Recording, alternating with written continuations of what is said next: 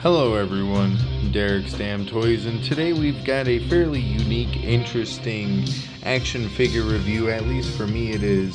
Today we've got from Series 1, and as far as I'm aware of the only series so far, MLW Boss Fight Studios figure, Alex Hammerstone. I don't know exactly what they call this, MLW Wave. I've seen a few shows. I took an interest with technically every person who's on the back of the box, though I did know of Karrion Kross from like Lucha Underground and stuff of that nature before he even became a part of MLW, or maybe he was and I just wasn't watching MLW. But Jacob Fatu, of course, he's in the WWE. Matt Kruger, he is still with MLW. Maybe we'll get our hands on all of these guys at some time. Maybe we won't. I don't exactly have the future to tell that, but when it comes to Alex Hammerstone, I couldn't pass this figure up on the deal that a lot of people are having this at.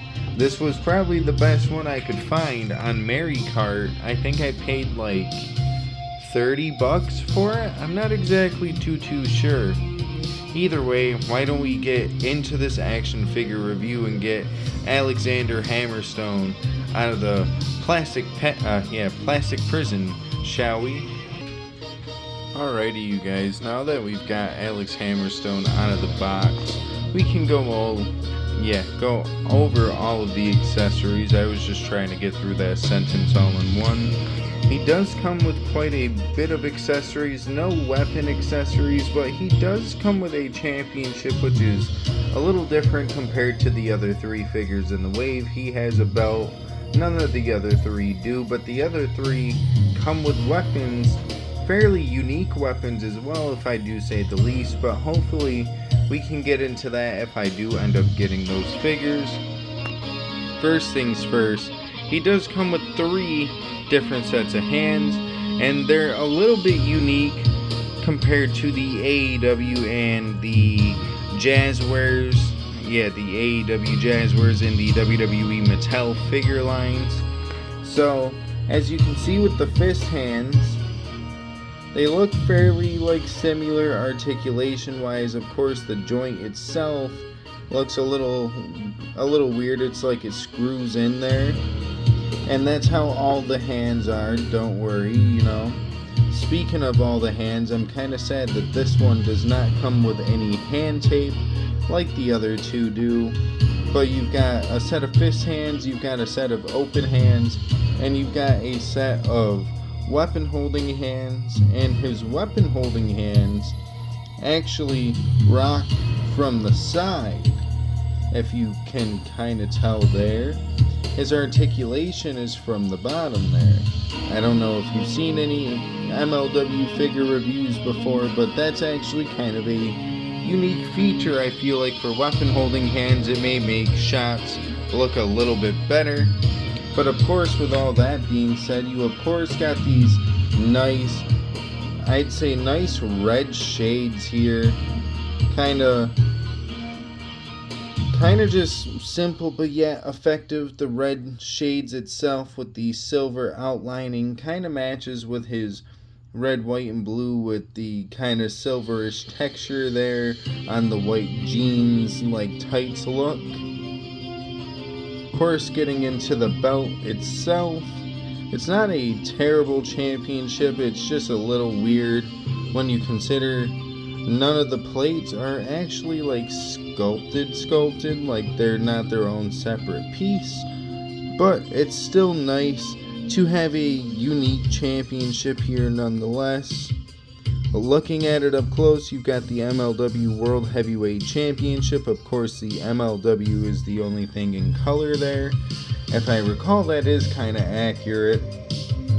And then, of course, one other thing too that I do want to note on this belt is there's a lot of textures behind the belt, like on the strap as well.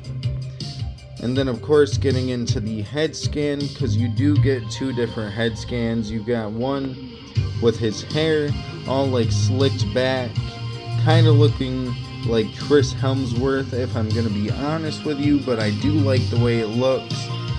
And then we can actually kind of get into the figure after getting into the other head scan, which has a little bit of hair draped in the front. He's a little bit more pissed off looking, but still looks really good. And I'd say it looks just like him. I mean, at least for what you can get, because that's what he looks like on the box. And then this is what the figure looks like, so you can be the judge of that. I think it looks pretty good, especially for a first wave. Now, of course, this has a lot of articulation points to go over, and it is a fairly stiff figure if you can't tell. So let's hope that I don't break this along the way. But he does have a lot of points of articulation. You've got the bicep rotation, you've got double jointed arms, you've got wrist articulation, which is a little stiff, but it's there. You've got the wrist pivot, which is kind of harder to move when it's side to side. You've got the shoulder articulation. You do get butterfly joints with this one. You've also got head movement. Of course, he can move 360. He can look up fairly okay. He can look down quite well. And yeah, the head articulation is actually quite nice. You've got a little bit of ab articulation here. The upper half of the torso is what rotates, I'd say. It doesn't really rotate all that well on the bottom. I'd say these figures are kind of set up like the AEW figures when it comes to the torso articulation.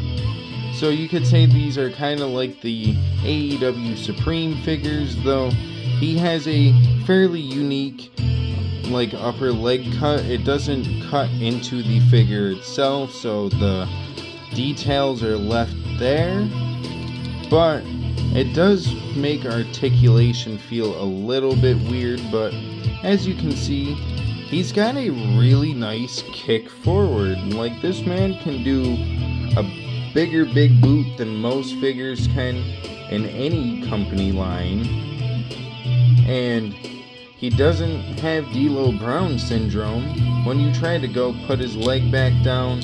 Of course, he can also do super kicks, which I don't think is a part of his repertoire, but maybe it is, and you can be the judge. Of course, just like the elbows, you got double jointed knees, which is also always a nice touch for any figure line. You've got ankle articulation here, as you can see the ankle cut, and he does have a little bit of ankle rock. I can't say it's like modern day Mattel figures. Oh, maybe it is where it can go 360, but I'm not gonna test it too heavily. But of course he can bend his ankle too, but I'm not gonna force it because it seems to be that it does not want to move all that much, though this one did move forward a little bit, so you can kind of see it does work.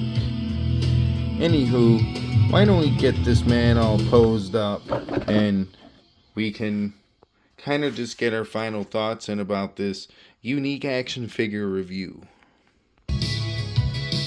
Alrighty, you guys. Now that we've got the Alex Hammerstone all posed up, maybe he just delivered his finisher, the, what is it, like pendulum end or something like that. I think it says it on the back of the box. I know it's pendulum something. Nightmare pendulum, there we go. Maybe he just hit him with the nightmare pendulum. A fairly devastating front, like rock, I wouldn't say rock bottom, but technically is like a suplex into a uranagi. If you remember Matt Morgan from TNA, it was his finisher, not the big boot, but the suplex like slam thing he used to do. Anyways, that doesn't necessarily matter. What does matter is that this figure is actually a pretty high quality figure for what it is, and what it is a pretty consistent figure, I'd say. It articulates well. I can get some pretty nice unique poses with it that I can't really get with some of the other figure lines like AEW or Mattel. And I only say it like that because Mattel, the ab crunch is a little bit better, I'd say, and that's just because I can only imagine certain action figures through the MLW line, if they made like bigger, fatter people, the ab articulation would not be as well. But as far as the leg movement and everything of that nature goes, it poses around beautifully. I don't think I've got any complaints, and it makes me excited to maybe want to pick up that Mad Kruger and Jacob Fatu. The carrying cross probably wouldn't be a terrible option either, because then that would essentially give me a Supreme carrying cross or a Ultimate Edition carrying cross. Couldn't think of the name for a second there. But when it comes down to it, at the end of the day, the first ever MLW figure review here on the channel, what would I have to rate this Alex Hammerstone on a scale of 1 to 10? I think I'm going to give this guy a good solid 9 out of 10. And that's just because the pin and joints, it poses around quite nice. It's got some articulation I didn't really expect out of the legs, seeing on how there was no upper thigh cut for rotation there, but with the way they hide it in the leg itself and how that all moves around is pretty smooth. And honestly, I would love to see more from this figure line come out, but I don't know exactly what names they're gonna put out, unless maybe they put out another Mad Kruger and or some of the other big names that are coming through now. Like maybe they make a Matt Riddle figure through the MLW line. After all, I want to say he's been on a couple of their recent shows, so who's to say he won't. But either way, another guy I'd like to see maybe is Filthy Tom Lawler. That dude is pretty good, especially if you've ever seen him in the GCW Josh Barnett Bloodsport matches. He's got something cooking there, young man. Either way, I gave him a good solid 9 out of 10. The Alex Hammerstone and the Dave Meltzer rating and review, the star rating, the 1 to Young Buck match. What would we have to rate this on a scale of 1 to 5 stars? I gave it a 9, so I am going to give him a 4.5 out of 5 stars, or 4.5 stars, and another form of math, I guess you could say. Or, well, I mean, it is kind of factual. Fractions and decimals are a little bit different there, but they can kind of equate the same.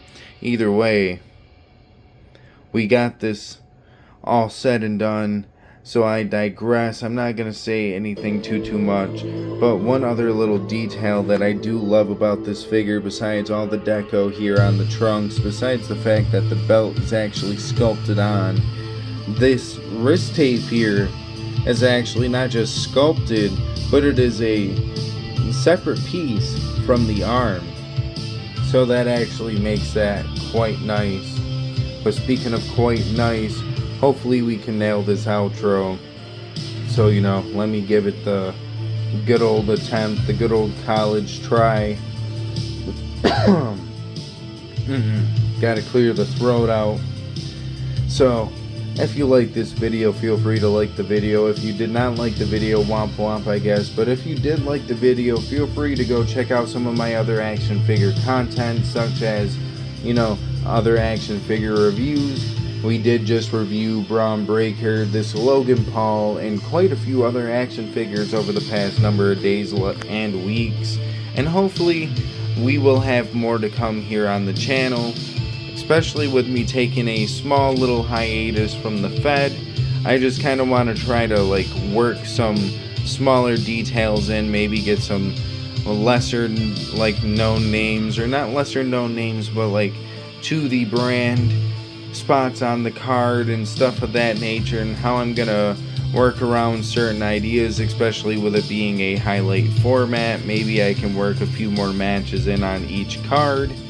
But with that being said, they're going to be shorter length. You're only going to see a couple of spots and the finish, and then the match is done and over with. We move into segments and stuff of that nature, as I want it to be about as long as this video, a good old 15-minute video, something that shouldn't take me forever to do and get out for you guys at home. But speaking of Fed, I did actually put out the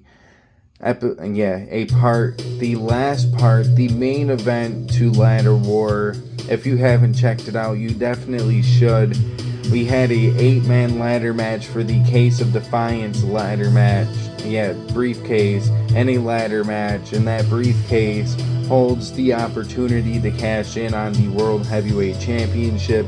And if I do add a secondary brand, maybe a secondary major championship of whoever is holding the briefcase's choosing. I don't want to necessarily spoil it if you haven't watched it, but if you have, maybe leave a spot that you loved in the comment section down below here in this video, or in that video itself, especially if you do choose to watch it after this. That video is doing fairly well for a few days out. We're about 40 views deep, I want to say. Not necessarily at 40 views, but it might be fairly close. We're at 38 views for that, so go check that latest video out. And if you guys could, while we're on the topic, maybe feel free to subscribe. After all, it is free to subscribe. We are on the road to 350 subscribers, with the new year being in tail, and we're almost into the second month actually. Maybe we can get a little bit of 350 love for Valentine's Day here, with February rolling in here soon. I know we've got a couple of figures that should be coming here in February, so I guess keep your eye out for any potential action figure review from here on out. And with that being said, maybe one more thing before we do go. Maybe feel free to leave an idea for potential rivalries and stuff like that you'd like to see in the Fed. Of course, I'm always down to take some interesting ideas. I know someone did leave a comment a while back that I want to go back and read and actually maybe implement that idea into the Fed. I don't know, I can't guarantee it, but what I can guarantee is that episode 13 should be a fairly eventful night for the Fed, along with every episode after that leading into Armageddon. I can't say it's must-see TV, but at the end of the day, are you going to want to keep your eyes off of the product that I am going to hopefully create here for you fans? Anyways, with all that being said, have a good rest of your day, night, evening, whatever the case may be. I don't know, because we're almost 20 minutes deep, so I want to get the hell out of here. So, either way, have a good rest of your day. Deuces, ooses, yeet.